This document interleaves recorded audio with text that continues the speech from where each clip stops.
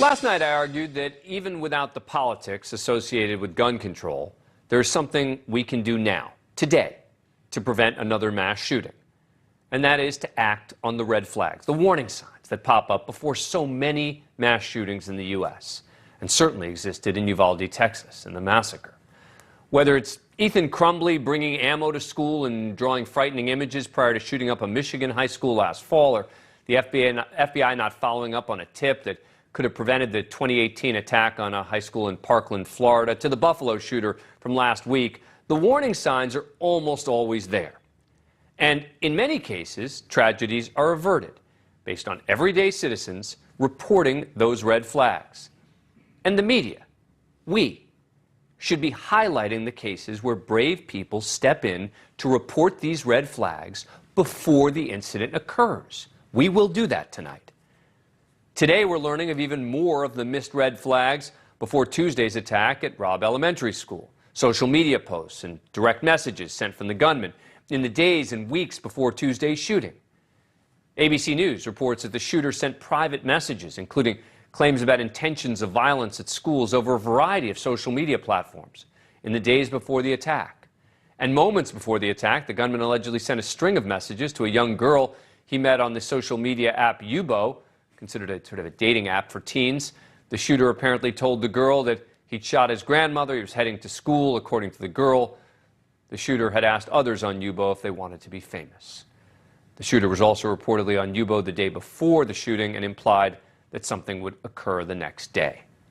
One Yubo user in Greece told ABC that they reported Ramos, but that, quote, regardless of how many times he was reported, he would still come back. That is astonishing. We also know that the gunman shared details of his plan on Facebook minutes before the assault began. The first post was to the point of, he said, "I'm going to shoot my grandmother." The second post was, "I shot my grandmother." The third post, maybe less than 15 minutes before arriving at the school, was, "I'm going to shoot an elementary school." Look, all of this supports what I said yesterday, that maybe this tragedy could have been prevented if people, acquaintances, family, whoever, had acted on the warning signs. There are telltale signs. And it works when people step forward. While gun control measures should be discussed, they're debated, and they will be, in the meantime, we all can do something. Earlier today, police stopped a potential school shooting in Donna, Texas, after authorities found an AK-47 and a hit list of students that would be targeted. The threat was reported to police, who then alerted the Donna Independent School District. 4 people, including 2 teens, were arrested, thanks to the anonymous tip. We need to talk about that, to celebrate that, to take a deep breath, to appreciate that. We can't just cover it in the news after the fact. In January, a school resource officer in Oklahoma apparently stopped a 17-year-old from attacking his high school after the teen posted a picture of himself holding an AR-style rifle and Snapchat with the caption, "Got the AR-15, time to go back to school." Good for Officer Bob Lewandowski. Thank you for stepping in and doing something. Police in Florida say that 2 students may have thwarted a potential school shooting late last year after they reported to law enforcement disturbing messages a college student made on Snapchat.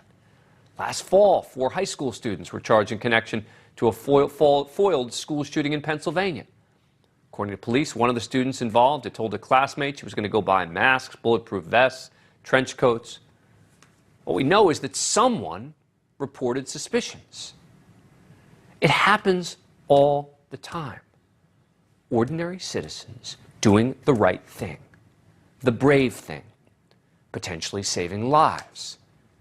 But sadly, those stories don't garner nearly the kind of media attention as it does after the fact. After we have to look back at the missed signs, after parents have lost children. I am so heartbroken over this Texas story, but today I also want to say thank you to all of those who stepped up and potentially stopped another tragedy from happening.